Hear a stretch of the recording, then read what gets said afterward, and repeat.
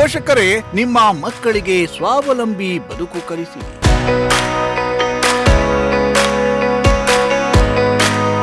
ಮಾಜಿ ಸಚಿವ ಜೆಸಿ ಮಾಧುಸ್ವಾಮಿ ತಂದೆ ತಾಯಿಗಳಿಗೆ ಕರೆ.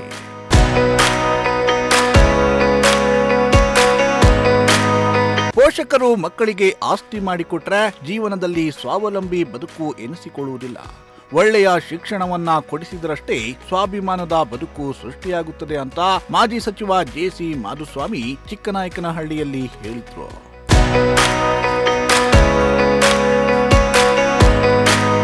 ಪಟ್ಟಣದ ಶಾವಿಗೆಹಳ್ಳಿ ಜಿಎಂಆರ್ ಕಲ್ಯಾಣ ಮಂಟಪದಲ್ಲಿ ವೀರಶೈವ ಲಿಂಗಾಯತ ನೌಕರರ ಸಂಘದಿಂದ ಎಸ್ಎಸ್ಎಲ್ಸಿ ಹಾಗೂ ದ್ವಿತೀಯ ಪಿಯುಸಿ ಪರೀಕ್ಷೆಯಲ್ಲಿ 90%ಕ್ಕೂ ಹೆಚ್ಚು ಅಂಕ ಪಡೆದ ವೀರಶೈವ ಲಿಂಗಾಯತ ಸಮುದಾಯದ ವಿದ್ಯಾರ್ಥಿಗಳಿಗೆ ಪ್ರತಿಭಾ ಪುರಸ್ಕಾರ ಹಾಗೂ ಸಮಾಜದ ನಿವೃತ್ತ ನೌಕರರಿಗೆ ಸನ್ಮಾನ ಸಮಾರಂಭವನ್ನ ಏರ್ಪಡಿಸಲಾಗಿತ್ತು.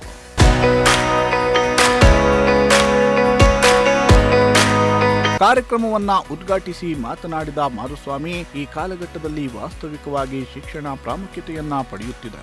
ಆದರೆ ಶಿಕ್ಷಣ ದುಬಾರಿಯಾಗಿದ್ದು ಎಂಬಿಬಿಎಸ್ ಓದಲು ಸುಮಾರು 2 ಕೋಟಿ, ಇಂಜಿನಿಯರಿಂಗ್ ಓದಲು ಕನಿಷ್ಠ 10 ರಿಂದ 15 ಲಕ್ಷ ರೂಪಾಯಿ ಖರ್ಚು ಬರ್ತಾ ಇದೆ.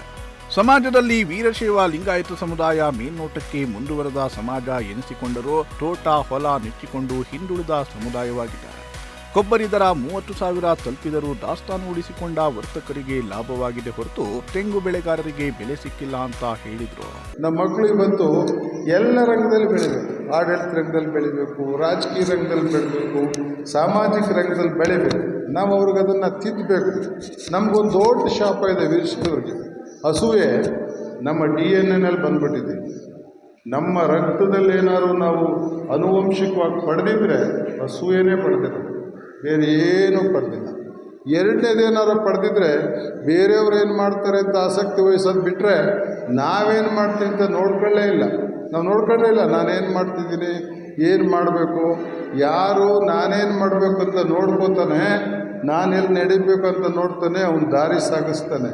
ಯಾರು ಇನ್ನೊಬ್ಬರು ನಡೆಯೋದು ನೋಡ್ತಿರ್ತಾನೆ, ನಿಂತಲ್ಲೇ ನಿಂತಿರ್ತಾನೆ. ನನ್ನೊಂದು ಸರಿ ಯಾರೋ ಕಳೆದು ಯಾವುದೋ ಒಂದು ಸೀಟನ್ನು ಆಫರ್ ಮಾಡಿದ್ರು. ನೋಡ್ರಿ, ಬದುಕು ಅಂದರೆ ರಾತ್ರಿ ಹೊತ್ತು ಗೊತ್ತಿಲ್ಲದಲೇ ಇರೋ ರೋಡಲ್ಲಿ ಒಂದು ಹೆಡ್ಲೈಟ್ ಫೇಲ್ ಆಗಿರೋ ಕಾರ್ ಓಡಿಸ್ದಂಗೆ ಅಂತೆ.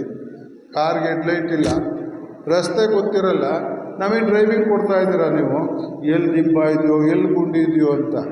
ಆದರೆ ಕಾರ್ ಓಡಿಸೋನಿಗೆ ಅವನ ಕಾರ್ ಹೆಡ್ಲೈಟ್ ಮೇಲೆ ಗಮನ ಇರಬೇಕು, ಬೇರೆಯವ್ರ ಕಾರಿನ ಹೆಡ್ಲೈಟ್ ಮೇಲೆ ಅಲ್ಲ. ನನ್ನ ಕಾರ್ ಲೈಟ್ ಹೊಡ್ಕೊಂಡು ನಾನು ನನ್ನ ಗುರಿ ತಲುಪಿಸ್ಬೇಕು ಅಂದರೆ ನಾನು ಆಕ್ಸಿಡೆಂಟ್ ಇದ್ದಂಗೆ ತಲುಪ್ತೀನಿ. ಕರ್ನಾಟಕ ಲೋಕಸೇವಾ ಆಯೋಗದ ಮಾಜಿ ಅಧ್ಯಕ್ಷರಾದ SP ಷಡಾಕ್ಷರಿ ಸ್ವಾಮಿ ಮಾತನಾಡಿ, ವಿದ್ಯಾರ್ಥಿಗಳು ಪಠ್ಯಪುಸ್ತಕ ಚಟುವಟಿಕೆಯ ಜೊತೆಗೆ ಪ್ರತಿನಿತ್ಯ ದಿನಪತ್ರಿಕೆಯನ್ನ ಓದುವ ಹವ್ಯಾಸವನ್ನ ರೂಢಿಸಿಕೊಳ್ಳಬೇಕು. ಪತ್ರಿಕೆಯಲ್ಲಿರುವ ಲೇಖನಗಳು ರಾಜಕೀಯ, ಆರ್ಥಿಕತೆ ಮತ್ತು ದಿನದಲ್ಲಾಗುವ ವಿದ್ಯಮಾನಗಳು, ಕ್ರೀಡೆ ಇತ್ಯಾದಿ ವಿಷಯಗಳ ಮಾಹಿತಿ ದೊರಕುತ್ತವೆ ಅಂತ ಹೇಳಿದ್ರು. ಹೀಗಾಗಿ ನಾವು ಜ್ಞಾನದ ದೃಷ್ಟಿಯಲ್ಲಿ ಸ್ಪರ್ಧೆಯನ್ನು ಮಾಡಬೇಕು. ಜ್ಞಾನದಿಂದ ಸ್ಪರ್ಧೆಯನ್ನು ಮಾಡಬೇಕು ಅಂದರೆ ಶ್ರಮ ಪಡಬೇಕು.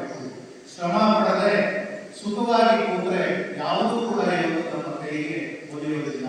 ಹೀಗಾಗಿ ನಮ್ಮ ಸಮಾಜ ಕಾಯಕ ಸಮಾಜ ಅಂತ ಹೇಳಿ 800 ವರ್ಷಗಳಿಂದಲೂ ಕೂಡ ದೊಡ್ಡ ಒಂದು ಕೀರ್ತಿಯನ್ನ ಪಡೆದಿದೆ. ಆದರೆ ಇವತ್ತು ಬೇರೆ ಬೇರೆ ಕಾರಣದಿಂದ ಈ ಕಾಯಕ ಸಂಸ್ಕೃತಿಯನ್ನು ಮರೆತು ಹೋದ ಸಂಸ್ಕೃತಿಯನ್ನ ಇವತ್ತು ನಾವು ಅಳವಡಿಸಿಕೊಳ್ತಾ ಇದ್ದೀವಿ. ಆದರೆ ಇದು ತಪ್ಪು. ಕಾಯಕ ಸಂಸ್ಕೃತಿ ನಮ್ಮದಾದರೆ ಎಲ್ಲ ಸವಲತ್ತುಗಳು ನಮ್ಮ ಕೈಗೆ ಸಿಗ್ತದೆ ಇರೋದನ್ನು ನಾವಿಲ್ಲ. ಕೇವಲ ಸವಲತ್ತುಗಳನ್ನೇ ಅಪೇಕ್ಷೆ ಮಾಡಿ ಕಾಯಕವನ್ನು ನಿರ್ಲಕ್ಷ್ಯ ಮಾಡಿದರೆ ನಿಜವಾಗಲೂ ಈಗೇನು ನಮ್ಮ ಸಮಾಜಕ್ಕೆ ಈಗಾಗಲೇ ಹಿನ್ನಡೆ ಆಗ್ತಾ ಇದೆ, ಅದು ಇನ್ನೂ ಮುಂದೆ ಭೀಕರ ಪರಿಸ್ಥಿತಿ ಬರೋದರಲ್ಲಿ ಎರಡು ಮಾತಿಲ್ಲ. ಇದೇ ವೇಳೆ ಎಸ್ಎಸ್ಎಲ್ಸಿ ಹಾಗೂ ದ್ವಿತೀಯ ಪಿಯುಸಿ ಪರೀಕ್ಷೆಯಲ್ಲಿ 90%ಕ್ಕಿಂತ ಹೆಚ್ಚು ಅಂಕ ಪಡೆದ ವಿದ್ಯಾರ್ಥಿಗಳಿಗೆ ಪ್ರತಿಭಾ ಪುರಸ್ಕಾರ ಹಾಗೂ ನಿವೃತ್ತ ನೌಕರರಿಗೆ ಸನ್ಮಾನವನ್ನ ನೀಡಿ ಗೌರವಿಸಲಾಯಿತು.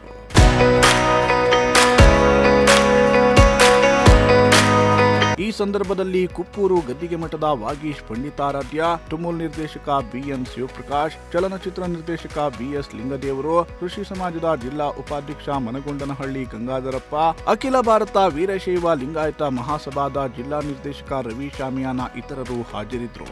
ಚೇತನ್ ಕುಮಾರ್, ಪ್ರಜಾಶಕ್ತಿ ಟಿವಿ, ಚಿಕ್ಕನಾಯಕನಹಳ್ಳಿ.